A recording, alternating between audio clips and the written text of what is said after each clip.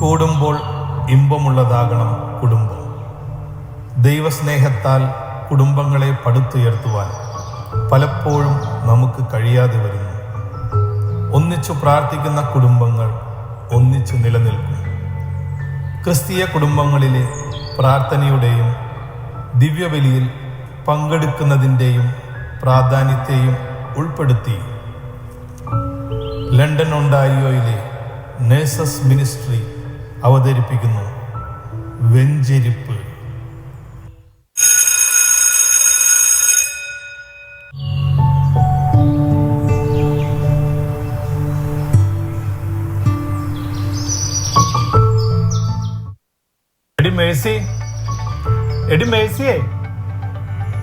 എന്താ മനുഷ്യ രാവിലെ തന്നെ കിടന്ന് ഒച്ച വെക്കണേ? ഒരു കാപ്പി ചോദിച്ചിട്ട് എത്ര നേരായി? നിങ്ങൾക്ക് വല്ലതും അറിയണോ? രാവിലെ തന്നെ ആ ഫേസ്ബുക്കും കുത്തിക്കൊണ്ടിരുന്നാ മതിയല്ലോ. ഇന്നത്തെ ദിവസത്തിന്റെ പ്രത്യേകത അറിയോ മനുഷ്യൻ നിങ്ങൾക്ക്? പിന്നെ അറിയാണ്ട്. ഇന്ന് നിന്റെ ബർത്ത്ഡേ അല്ലേ? ഒരു പ്രാവശ്യം ബർത്ത്ഡേ മറന്നതിന്റെ ക്ഷീണം മാറിയിട്ടില്ല കേട്ടത് അവര്. ബർത്ത്ഡേ, എന്റെ ബർത്ത്ഡേ, അതിന് ഇനി ഒരു 5-6 മാസം കൂടി ഉണ്ട്. അതൊന്നുമല്ല എടി, ഞാൻ നിന്നെ ടെസ്റ്റ് ചെയ്തതല്ലേ നമ്മുടെ വെഡിങ് ആനിവേഴ്സറി. അത് ഞാൻ മറക്കോ? അല്ലെങ്കിലും കരുതിന് ആരെങ്കിലും മറക്കോ? അപ്പൊ നിങ്ങൾക്ക് എന്റെ ബർത്ത്ഡേ അറിയില്ല, വെഡിങ് ആനിവേഴ്സറി അറിയില്ല. ബെസ്റ്റ് കണ്ണാ, ബെസ്റ്റ്. ഇത് രണ്ടും അല്ലെങ്കിൽ പിന്നെ ഓ, ഇന്നല്ലേ പള്ളിന്ന് അച്ഛൻ വരാന്ന് പറഞ്ഞ ദിവസം, അതും മറന്നു. ഇതിപ്പോ വല്ല പള്ളിപ്പിരിവിനും വല്ലതാണോ? നീ എന്തായാലും ഞാനവിടെ സ്ഥലത്തില്ലാന്ന് പറഞ്ഞേക്കും. പിരിവൊന്നും അല്ല, അച്ഛൻ വീട് വെഞ്ചരിക്കാൻ വരണതാ. ഇത് 2 ആഴ്ച മുമ്പ് പറഞ്ഞ കാര്യാ. ഈ അച്ഛന് വേറെ പണിയൊന്നുമില്ലേ ഇന്നത്തെ ഒരു അവധി ദിവസം കളയാനായിട്ട്? ദൈവദോഷം പറയാണ്ടിരിക്കും മനുഷ്യ. നമ്മളും പ്രാർത്ഥിക്കണില്ല. നമുക്ക് വേണ്ടി പ്രാർത്ഥിക്കാൻ പറഞ്ഞ അച്ഛനെയും കൂടി കുറ്റം പറയുന്നു. ഓ, എന്തെങ്കിലും ആവട്ടെ, നീ നമ്മുടെ പിള്ളേരെ വിളിക്കുന്ന. അച്ഛൻ വന്ന് വെഞ്ചിരിപ്പും കഴിഞ്ഞ് പാട്ട് കുർബാനയും ചെല്ലിയും കൊണ്ട് പോയാലും നമ്മുടെ പിള്ളേര് എനിക്കൊന്നും തോന്നണില്ല. അതെങ്ങനെയാ? രാത്രി 2 മണി വരെ ഫോണും തോണ്ടിക്കൊണ്ടിരിക്കല്ലേ? പറഞ്ഞിട്ട് എന്താ കാര്യം? നിങ്ങളുടെ എല്ലാം മക്കള്.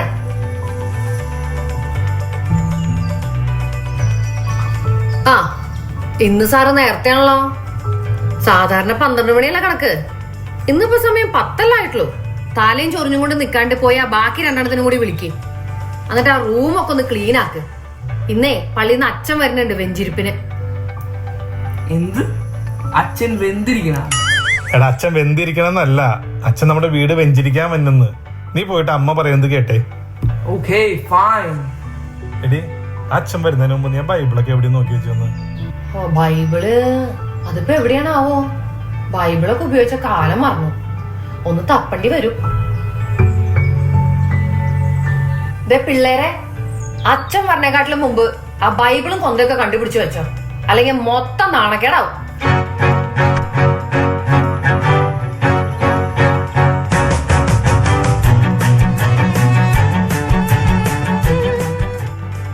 പിള്ളേരെ, ഈ പരിപാടി നിർത്തിക്കോ. ഈ സാധനം തപ്പിട്ട് കിട്ടുന്ന എനിക്ക് തോന്നല്ല. നീ പോയിട്ടേ അപ്പുറത്തുള്ള തോമസിന്റെ ബൈബിൾ പഠിച്ചിട്ടോ. അയ്യോ, അത് ശരിയാവില്ല. കഴിഞ്ഞ പാരീഷ് നൈറ്റിന് ആ സാരി ഉടുത്തതിന്റെ ഒരു കമന്റ് പറഞ്ഞിട്ട് ആ പെണ്ണുമ്പിള്ള ഭയങ്കര മോഹം വീർപ്പാ. അതുകൊണ്ടേ അവിടെ പോയി വാങ്ങുന്നത് നടക്കില്ല. എല്ലാരും കൂടി ആഞ്ഞങ്ങട് തപ്പിക്കോ. ചെല്ലു ചെല്ലു.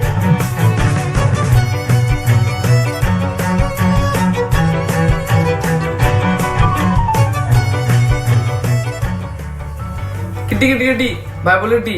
ആ പഴയ ബുക്കുകളിലൊക്കെ ഉണ്ടായി. ആ, കിട്ടിയാ? അത് നിറച്ചും പൊടിയാണല്ലോ. ഞാൻ എന്തായാലും ഒന്ന് തുടച്ച് വൃത്തിയാക്കി എടുക്കാം. പിള്ളേരെ, ആ കോഫി ടേബിൾ ഇങ്ങോട്ടൊന്ന് വലിച്ചിട്ടേ.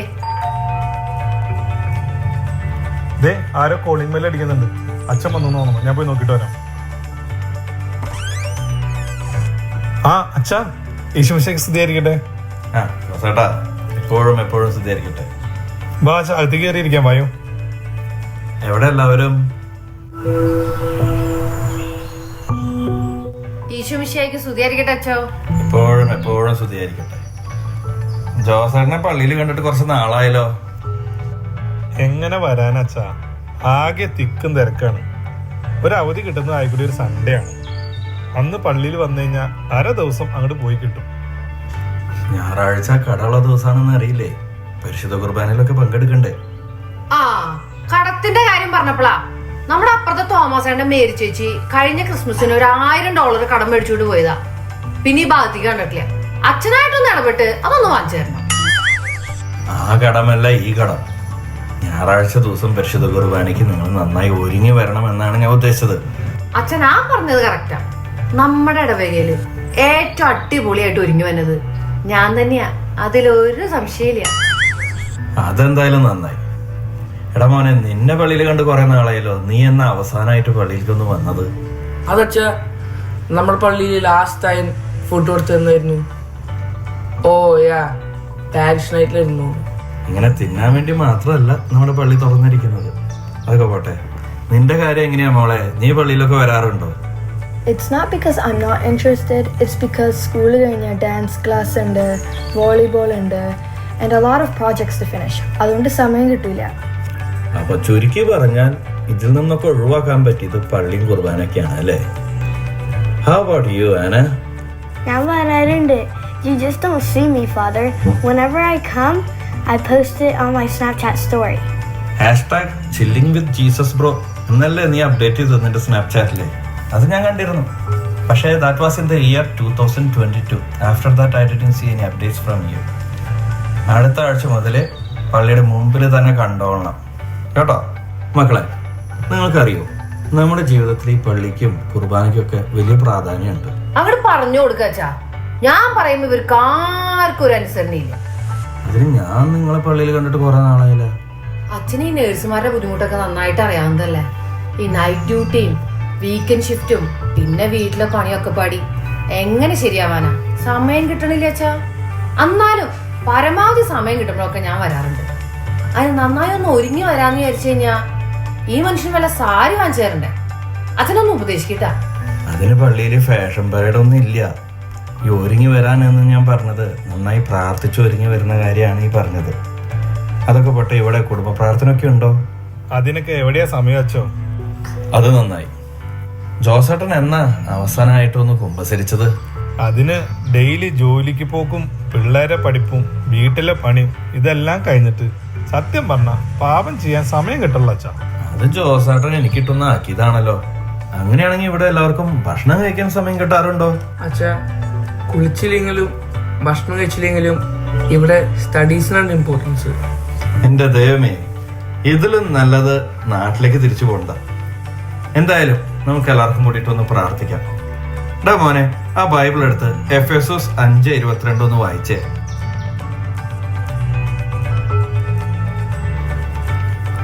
അതച്ച ഈ എഫെസസ് ജീസസിന്റെ ആരായിട്ട് വരും? ഇത് തപ്പിയിട്ട് കിട്ടുള്ളാലോ. ബെസ്റ്റ്. എടാ, ഇതിനൊക്കെ ഞാൻ പറയണത് ഇടയ്ക്കൊക്കെ പള്ളിയിലും കുർബാനക്കൊക്കെ വരണം എന്നുള്ളത്. നീ എന്തായാലും ആ ബൈബിൾ ഒന്ന് ഇങ്ങോട്ട് താ, ഞാൻ എടുത്ത് തരാം. ഓ, ഇതെന്താ ലോട്ടറി ടിക്കറ്റോ? ഇത് ബൈബിളോ അതോ ലോട്ടറി ടിക്കറ്റ് ഡിസ്പെൻസിങ് മെഷീനോ? അത് അച്ഛാ സത്യം പറഞ്ഞാൽ മറക്കാതിരിക്കാൻ വേണ്ടി വെച്ചതാ.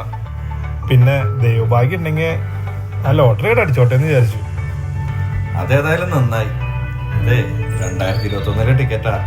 അപ്പൊ ഇവിടെ ബൈബിൾ വായന ഒന്നും ഇല്ല എന്നുള്ള കാര്യം എനിക്ക് മനസ്സിലായി. എന്തായാലും ആവട്ടെ, നമുക്ക് എല്ലാവർക്കും കൂടിയിട്ടൊന്ന് പ്രാർത്ഥിച്ചാലോ? പ്രിയപ്പെട്ടവരെ, നമുക്കെല്ലാവർക്കും അറിയാലോ നാം ഇപ്പൊ നിൽക്കുന്നത് ഉയർപ്പ് കാലത്തിലാണെന്നുള്ളത്. അച്ഛ, ഇപ്പൊ സമ്മർ ടൈം അല്ലേ, അപ്പൊ വേർപ്പ് കാലല്ല. നീ ഒന്നും മിണ്ടാണ്ട് നിന്നേടാ. ഇത് വിയർപ്പ് കാലം ഒന്നല്ല, ഇതാണ് ഉഷ്ണകാലം. ആ, ഇങ്ങനെ മിണ്ടാതിരിക്കാൻ പറഞ്ഞിട്ട് കാര്യമില്ല. ഇതിന് പേരൻസിനെ പറഞ്ഞിട്ടേ കാര്യമുള്ളൂ. പരിശുദ്ധ കുർബാനയ്ക്കും സൺഡേ കാറ്റീസത്തിനും വിടാതെ ട്യൂഷനും ഡാൻസിനും ക്ലാസ്സിനും ഒക്കെ ആയിട്ട് പിള്ളേർ പോയി കഴിഞ്ഞാൽ അവർ പല കാര്യങ്ങളും നമ്മൾ പള്ളിനെ പറ്റി അറിയാതെ പോകും. നമ്മുടെ പാപങ്ങൾക്ക് വേണ്ടി മരിച്ച് ഉത്തിതനായ യേശുവിനെ പോലെ നമ്മുടെ പാപാവസ്ഥയിൽ നിന്ന് യേശുവിലേക്ക് തിരിയുന്നതിനുള്ള ഒരു കാലമാണ് ഉയർപ്പുകാലം. ഇപ്പൊ മനസ്സിലായോ? നമ്മുടെ ജീവിതത്തിലെ ദൈവത്തിനായിരിക്കണം ഒന്നാം സ്ഥാനം. അച്ഛോ, ഇത് വല്ലതും നടക്കണ കാര്യമാണോ? അതും ഈ എക്കണോമിയില്? ജോസേട്ടാ, നമ്മൾ ഈ ലോകത്ത് സമ്പാദിക്കുന്ന പേരും പെരുമയും പണവും ഇതല്ല മരിച്ചു കഴിഞ്ഞാൽ നമുക്ക് നമ്മുടെ കൂടെ കൊണ്ടുപോകാൻ പറ്റുമോ? ഇല്ല.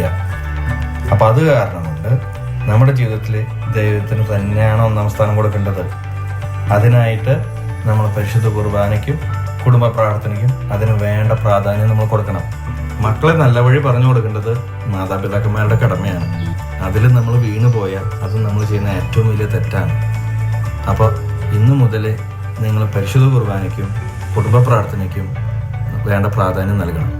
ശരി അച്ഛോ, ഇന്നു മുതൽ ഞങ്ങൾ ശ്രമിക്കാം. ഇന്ന് ഈ ഭവനത്തിന് രക്ഷ കൈവന്നിരിക്കുന്നു. ദൈവത്തിന് സ്തുതി.